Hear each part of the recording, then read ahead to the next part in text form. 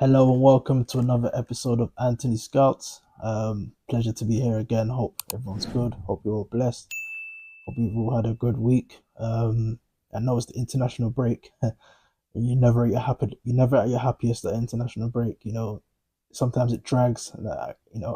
For me, who's a United fan who wants to, get right back, get right back into the the feel of things in the Premier League, and with a new manager bounce, having that, want to see how our team plays, want to see how the level of impact he's had already since his appointment. I'm Ruben Amorim, so the international break is kind of dragging a bit. I'm just so amped to see United under new management. But yeah, it is what it is right now, and you just got to ride out the days. But yeah. Watching England is always a real pleasure of mine. As much as um, England have been criticised, slated, and over the past few years, even despite the success Southgate has given us, no trophies to show for it, but the longevity and the impact, the influence, the feel good factor he's brought. You know, Despite the fact that people may not believe in England, people may not, been too negative about our chances in competing with the elite.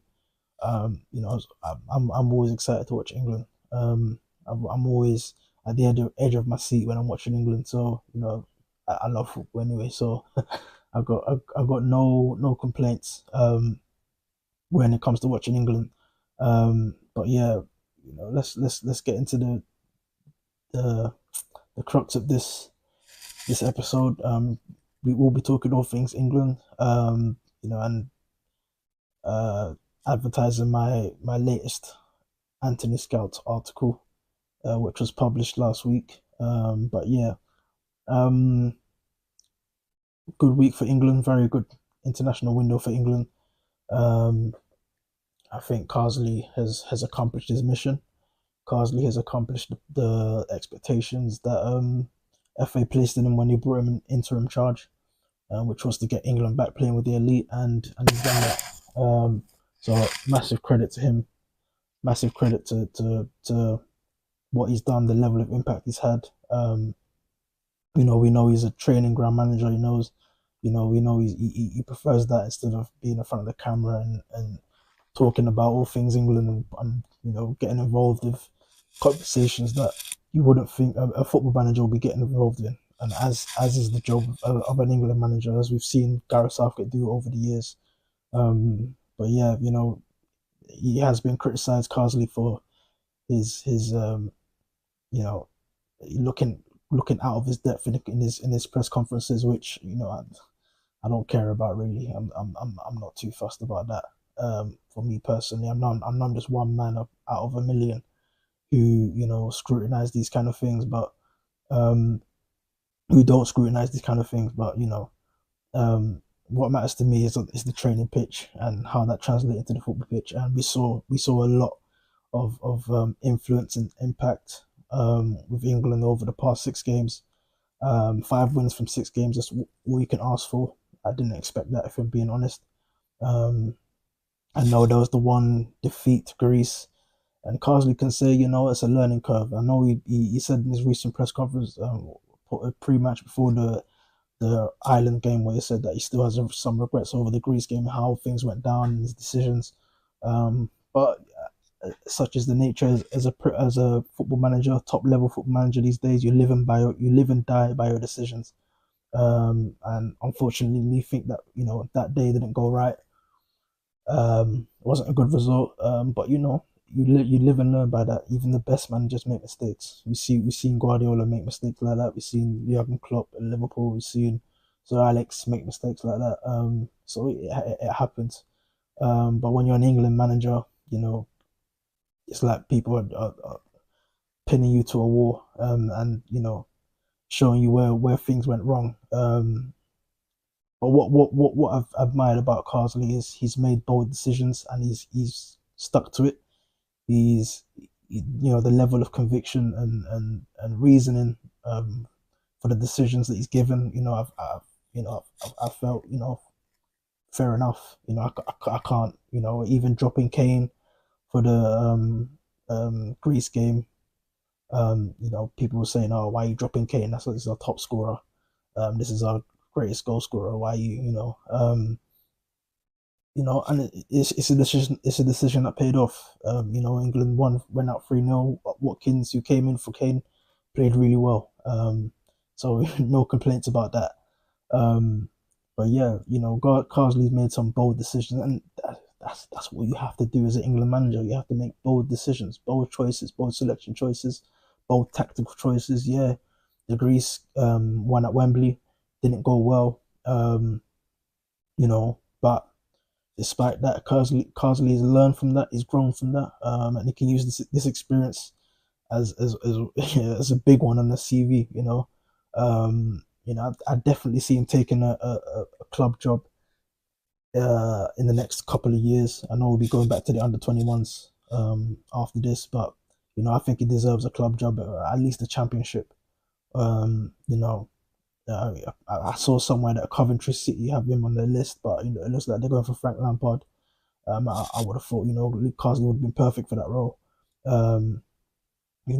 As succession planning from Mark Robbins, I thought Carsley would have been an excellent candidate, but it seems as though they're going for Lampard, which is reasonable, and Carsley's going back to the 21s. But yeah, I would love to see him take a club role in the near future. I think he's got that level of detail, he's got that quality, he's got that panache in terms of his coaching. And you saw the imprint he made on England during those 6 matches. I thought England were more cleaner, more refined, more progressive, more how can I put it? More simple, more no complications. There was no confusion. So much clarity in the approach. The way Southgate lined up at the Euros, not playing a proper left back, not playing Trippier with left wing back, having a Foden play at left,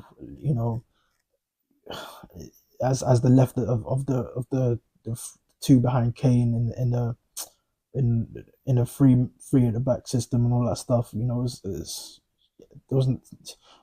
You came away from those games thinking, well, what's Southgate trying? Yeah, we got to a final, but England could have been so much better. England could have probably given Spain a run for their money had Southgate, deployed a more safer, a more easier approach. He complicated things for himself. He didn't provide the foundations, the tactical foundations in order to give a more cleaner outlook. He didn't platform his best talents. He didn't platform his best players. He didn't give the players the tools and the freedom to do what they do best. But we've seen over the last few games in Lee Carsley, it's so football can be so simple. Just give the players, put them in their best positions, put them playing where they need to play, and give them the tactical foundations in terms of how to press, how to play through the press, how to beat opposition low blocks, how to breach them, and you reap the fruits, and that's what Carsley's shown, especially in the Ireland game. England found it tough to breach. Um, you know, I thought Ireland were defended brilliantly. Did not give England any space in between the lines. They sat in their bank of 4 and a bank of 5. I thought it was excellent in terms of that. But again, you want to see these teams, give England a run for their money in terms of how they attack and all that stuff. But England found it tough. England, um, couldn't get anywhere. They were passing and passing, no penetration, no variation, and that was down to Ireland's approach. That was down to Ireland's low block. But yeah, when you got players such as Kane and Bellingham, you always know it's only a matter of time before that low block is breached, and that pass from Kane to Bellingham was outrageous, if I'm being honest. I heard a few complaints of people saying that why is Kane dropping deep? That's the reason why. Fred, piercing defenses like that, which led to the penalty, I thought was extraordinary. What a pass! We've seen it Kane do it over and over, and as time has gone on. But yeah, huge credit to Carsley for the way he's given players opportunities. Now the pool of players is increased for Tuchel. The pool of quality has increased for Tuchel. Curtis Jones, Taylor Howard-Bellis, Tino Livramento, Lewis Hall. So much quality. Morgan Rogers now looked good in even though he didn't get much minutes. Conor Gallagher looking good again. He may not be the first name in the team sheet when everyone's fit, but he did show what he can offer. When he's given an opportunity. I thought Curtis Jones was superb. What a player! And it's a credit to the start to the season he's had under Arne Slot at Liverpool. He's one of the first names in the team sheet, one of the first names in the team sheet at Anfield. And for me, moving forward, I think, when Tuchel's first lineup comes around, I know things can change between now and March. A lot of injuries could happen, a lot of fitness issues and all that stuff. But that will be what March will be the latter stages of the season where every player will be wanting to get into tip top shape for at club level and wanting to impress the new manager Thomas Tuchel. So but yeah, for me, I think Curtis Jones is got to be a shoe-in. I think he's been excellent playing in small spaces, operating in small space, getting out of pressure, playing under pressure. The way he carries the ball, the way he conducts himself in possession is tip top. I think quality player Curtis Jones is quality campaign he's had so far. Got his first goal as well, which was really good. That goal was tremendous. England's football against Greece was truly special. Lewis Hall, massive credit to him. I think he's been excellent for Newcastle all season, and you can see the growth in his game. I know last season, I was thinking, why are you playing? I was having a conversation with someone on social media about Eddie Howe taking long to integrate Lewis Hall into the team. Why are you playing Dan Burn? When you got a quality player, Lewis Hall, but you can't just throw these players in just for the sake of it. You've got to give them some time to grow tactically, to mature, to give them a system where they can thrive in. And Eddie Howe's done that brilliantly. He's given Lewis Hall a foundation to build upon. He's given Lewis Hall freedom and environment to thrive. And he's doing that at Newcastle. He's found his home. He's made that left back spot his own now. No one can, no one can dispute him. No one can, let's hope in between now and March he stays clear of injuries, because for me, I think he's England's top bet for that left back spot under Tuchel. Left wing back or left back, whatever system Tuchel deploys. I think Lewis Hall's got to be a shoe in there. Who knows how Luke Shaw will be between now and March. I know he's back in United training, and a 7-minute clip popped up about on Amarim's first training session at Carrington. So Luke Shaw was one of the key components over there. So who knows how things could turn out. But if Luke Shaw isn't fit, if Luke Shaw isn't in and around the squad, which will be a surprise in all honesty, but Lewis Hall's got to be in there for me. Excellent player, technical levels are through the roof. There were certain points during the Ireland game where some of the Ireland attackers thought, England, he's going to clear the ball, and at certain points, just kick up the pitch. But he took it under pressure. He took it despite the fact that those players around him took it, played out of it. He's so clean with his approach. Lewis Hall, so clean with the way he plays football. The way he always looks for the pass. He knows when to pass. He knows when to sit back and defend space. He knows when to push up and up against his marker. I think there's so much improvement and development and maturity in his game over the past year or so. And we're seeing that now. And he played over these past two games like a player who's been in the English squad for a year. Just like Curtis Jones, just like Taylor Howard Bellis when he came in. Um, Rico Lewis as well. Rico Lewis has been tremendous when he's put on an England shirt. Just like he has at City. He's one of the first names in the team sheet on at City as well. Again, these players that are getting opportunities now, they're playing top level football consistently at their clubs. And, it's a testament to the pool of players England have got right now. So much quality out there. Anthony Gordon, what a player. For me, another strong bet for a place in Thomas Tuchel's first XI. I know there's a lot of talent that he has to contend with. There's Marcus Rashford still to get back into form, hopefully. Fingers crossed as a United fan. I'm praying and hoping Rashford gets back to the level. I want to see him back in the England squad, but there's Rashford, there's Sterling. How will things play out for him at Arsenal? Um, I did mention in the last episode, I'm quite disappointed the way Arteta's utilised Sterling so far.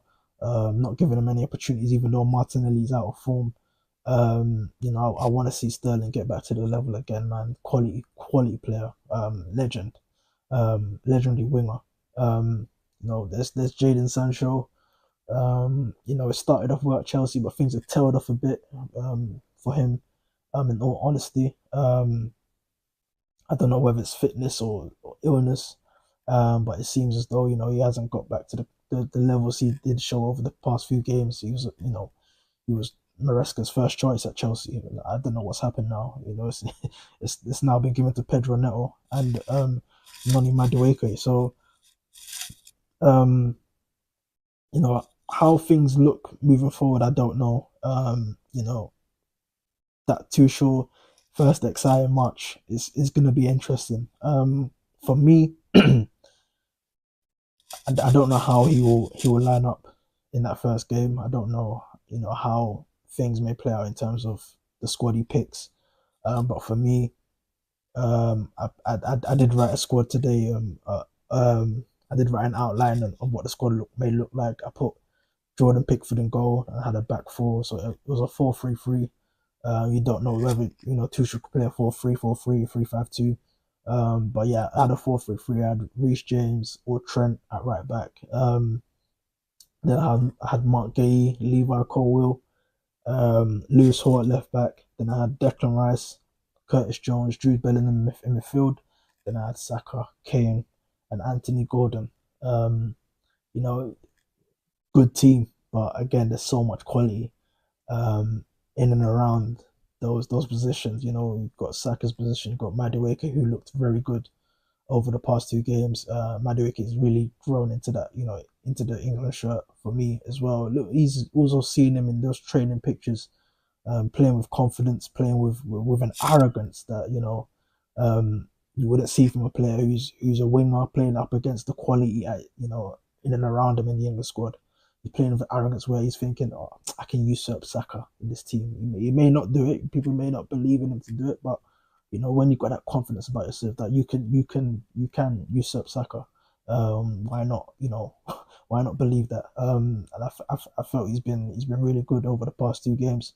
Um, another pool of talent that Tuchel will be having his eye on. Then again, there's Cole Palmer. Even in midfield, Angel Gomez, who may not have gotten any games. Morgan Gibbs White, looking good for Forest as always. Even behind Harry Kane is Ollie Watkins. Yeah, his form may have tailed off a Villa a bit this season, a bit of inconsistency, not scoring as regularly as he'd want. But what he offers up front, you cannot dispute, you cannot discount. Dominic Solanke, again, another player who may feel he really should be getting more goals. He really should have scored more so far in his new club at Tottenham. But again, you cannot discount what he brings to Tottenham. Can hold up the ball, the way he brings others into play, the way he presses. His off the ball work is tip top. same goes for Watkins. Um, Both of them arguably better than Kane in the out of possession work. Um, again, Kane is getting on right now in terms of age and physical levels, but you know, um, quality players behind Kane, quality players where you feel, yeah, Kane ain't playing. Oh, all right, still got Solanke, still got Watkins, no problem. But yeah, again, like I said before, the test is a testament to the quality of it England got right now. Even at centre back, Mark Gahey, I think he cemented that centre back position right now. I think he's one of the first three names in the team sheet right now. If I'm being honest, I think Mark Gahey has been spectacular. Every single game. He's looked, even in defeat against Greece, I thought he was excellent. Um, you know, leadership, leads by example. The way he carries himself, the way he leads his backline, he's always directing where others should go. He's always, instructing players in front of him where to sit, where to move, so he can pass to them. Where to run to, even to create space for progressive pass into the midfield. Gahey's got that level of street smarts about him where he's a top level defender. And I did say in one of the episodes earlier on that I think Martin Gay should be playing for a Champions League club right now. Palace hugely fortunate to keep him over the summer. I think this Martin Gay is Champions League level, and he's a top level defender, international level defender. And I think he is a shoe in for that. Whether it's three at the back, Tuchel plays, whether it's two at the back. I mean, in terms of the centre backs, Mark Gahey's got to be in there. Um, and it'll be difficult for the players like Harry Maguire and John Stones to get back in there. There's also Levi Colwill. I think he pulled out of the squad. Um, you know, before the game at Greece. But yeah, even him, what he brings in terms of his progressive passing at LCB, left centre back, is out of this world. And you've got to have that in there. Especially when Tuchel plays if Tuchel plays through the back, having Gay at CCB, having Gay at centre back, Konza at right centre back, or even if he puts Kyle Walker in there, for me it's got to be Konza. If he puts three at the back, Konza, Gahey, Colwill, that's a elite level three-man system for me. You know, Colwill is shooting for that left centre back spot. You've even got Branthwaite. I think he was called up to the squad, but I don't think he got any. What did he pull out? I think. But yeah, again, Carsley bringing into the squad, even though things may not have turned out in terms of him getting opportunities. But yeah, the way Carsley's increased the pool of players, the pool of talent, the two shows is only going to get difficult for the German. And I feel sorry for him, to be honest. When he picks that squad in March, it's going to be really, really tough. But yeah, quality players. And I'm really happy with the way things have turned out under Carsley. Really happy with the way the way he's left it. The way he's left things for Tuchel, the way he left the squad in a better place tactically. In terms of quality as well, in terms of the squad, and how they can move into a new phase, a new era with Thomas Tuchel. And again, he's also left England in a better place in terms of the fixture list. Thomas Tuchel is not going to have to struggle, in terms of not having to worry about the Nations League playoffs in the new year. Just go straight into the World Cup preparation.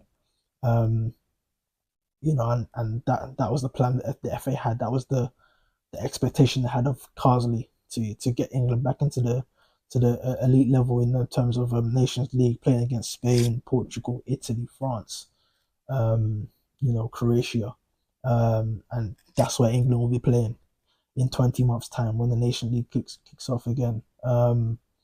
So huge well done to Carsley and what he's done. and huge well done to the England players. It's never difficult. It's always difficult to be motivated again after what happened over the summer, losing the final the way they did to Spain. It's always it's difficult to try and motivate yourself for games where you feel it's not really that important. But you know what?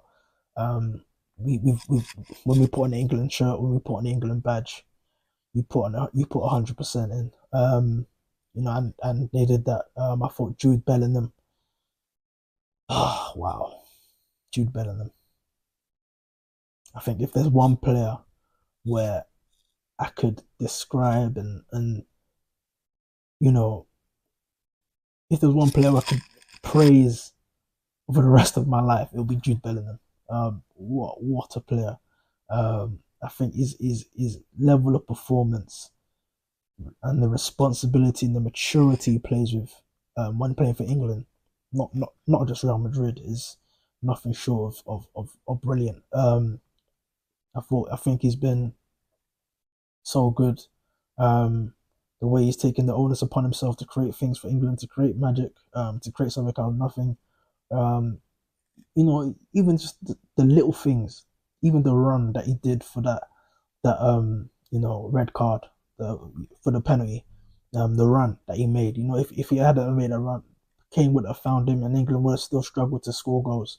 That run opened things up for not just for that chance, not just for that scenario in terms of Scales getting the red card and Kane scoring the penalty, but for the rest of the game.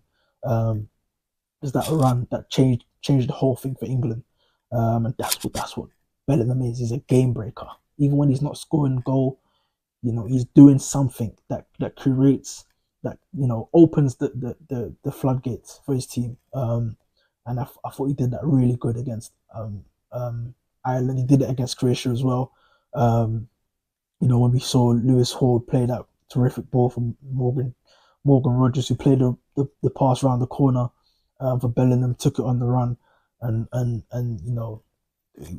there was a bout of luck in it where the ball hit the post and hit the goalkeeper and went in. But the run that Bellingham just made, opening up space, he had 3 or 4 players, to pass through, but he took a shot on himself, confident in the fact that something was going to happen, and something did happen, and that opened the floodgates for England to go on and win 3-0. So, you know, huge. England are lucky to have Jude Bellingham right now.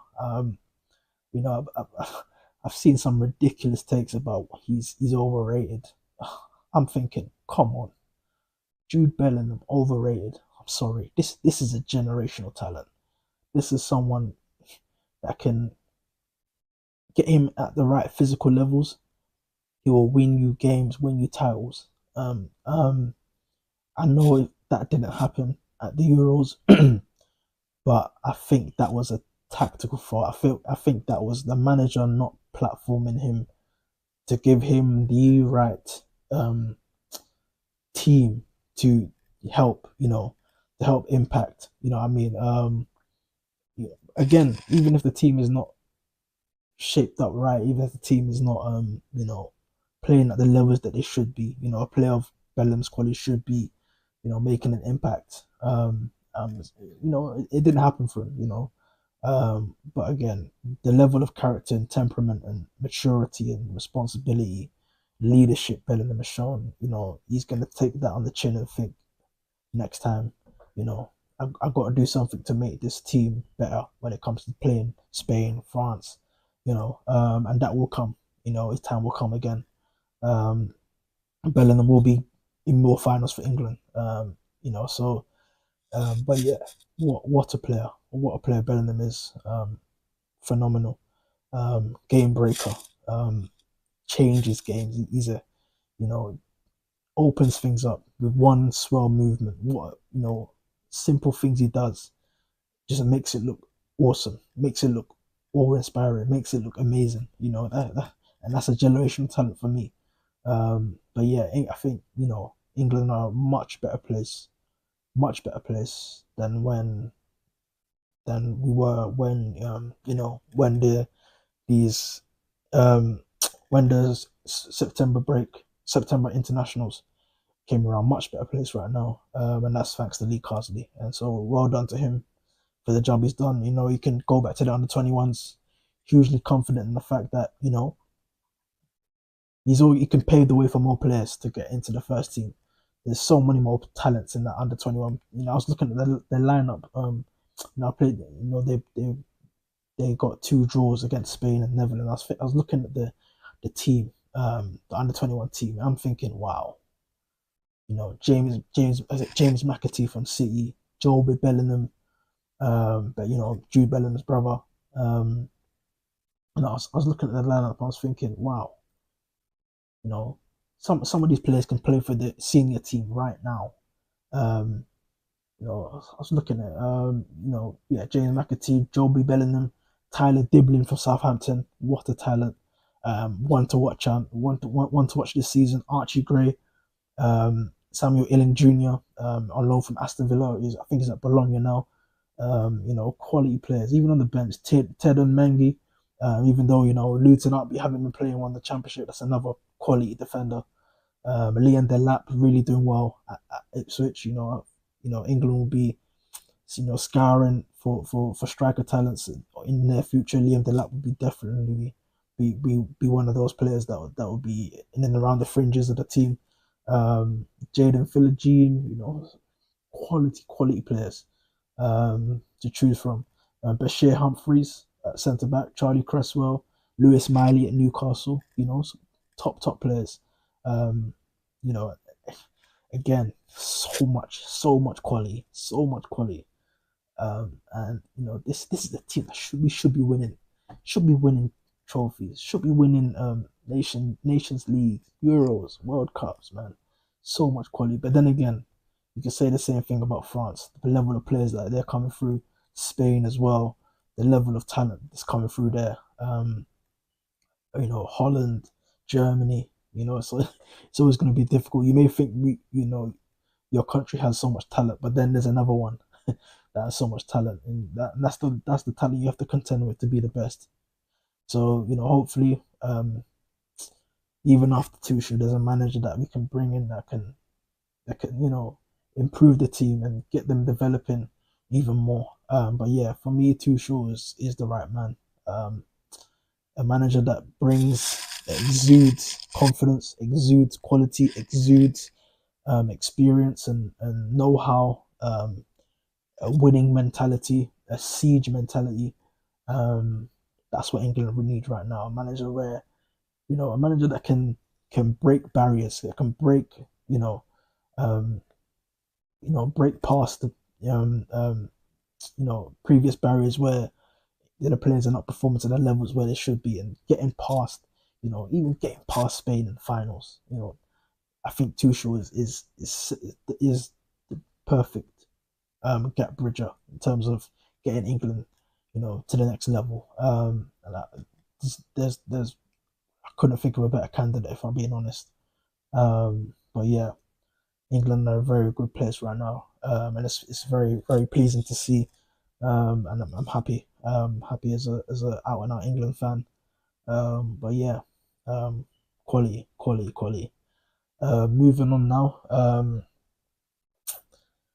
Yes, Anthony Scout's project is continuing.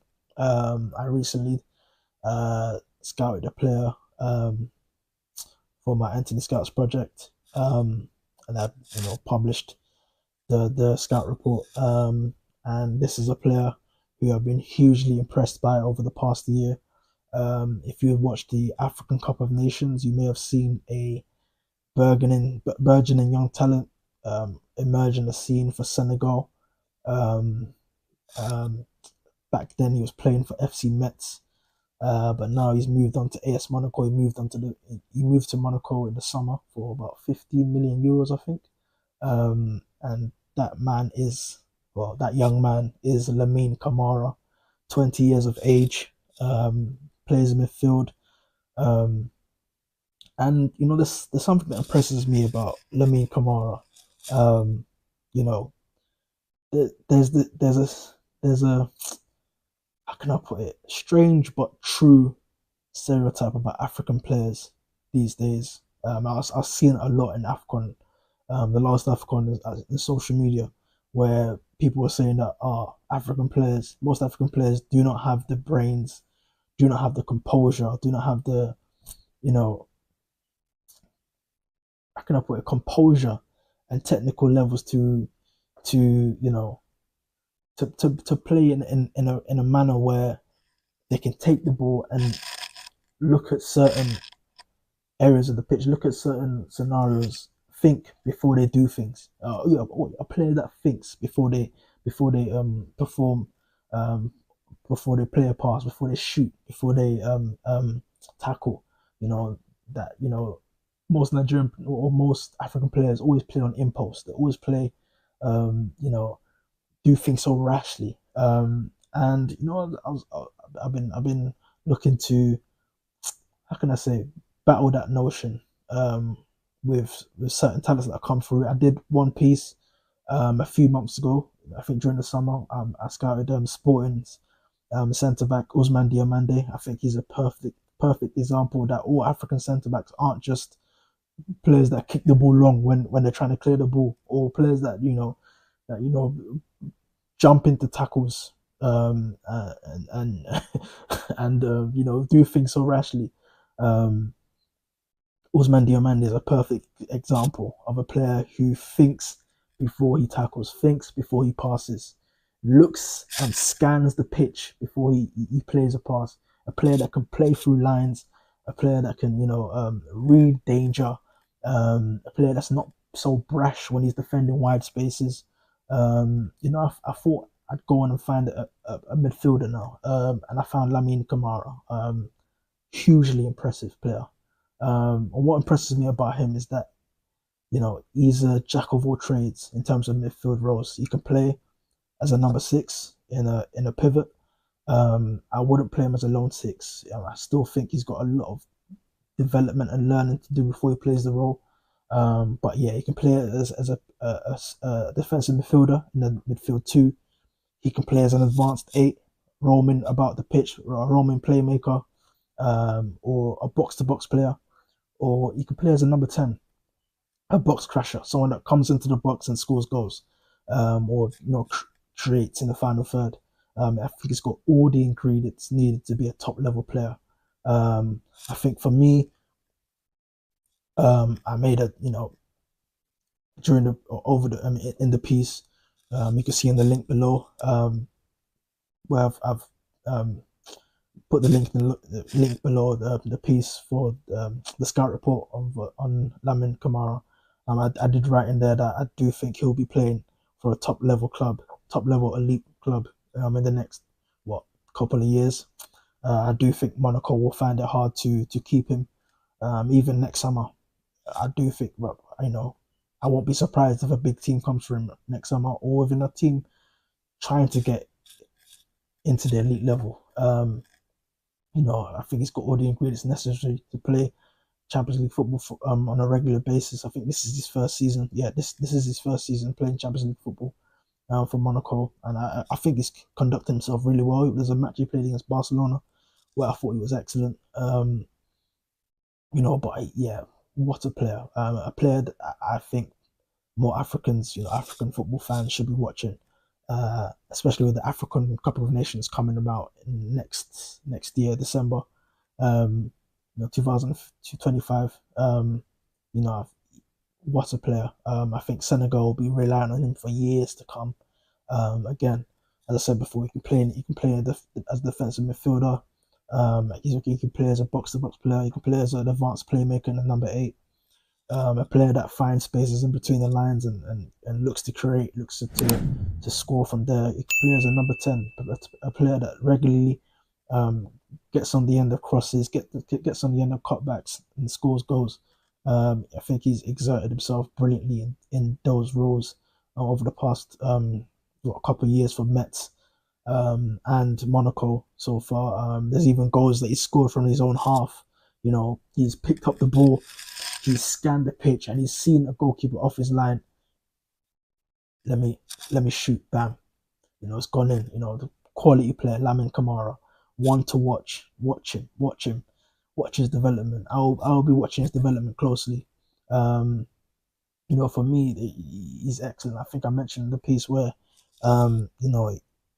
there's certain moments where he can play under pressure. So he receive a pass from his centre back, and he will scan before he receives the pass. He looks behind.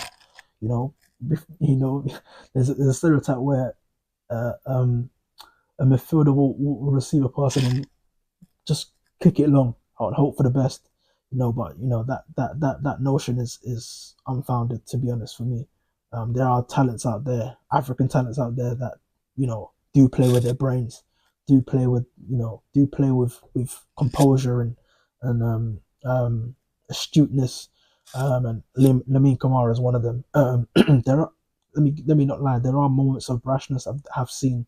Some moments where he's too rash, he's too quick to judge, he's too quick to read things, to read danger. Where he can get himself on the end of a unnecessary yellow card, or even just shooting moments where he could play an extra pass. The certain limitations, where I feel with better coaching, with more maturity, learning, development, he will iron out. But right now, the foundations are there for him to be a top level player.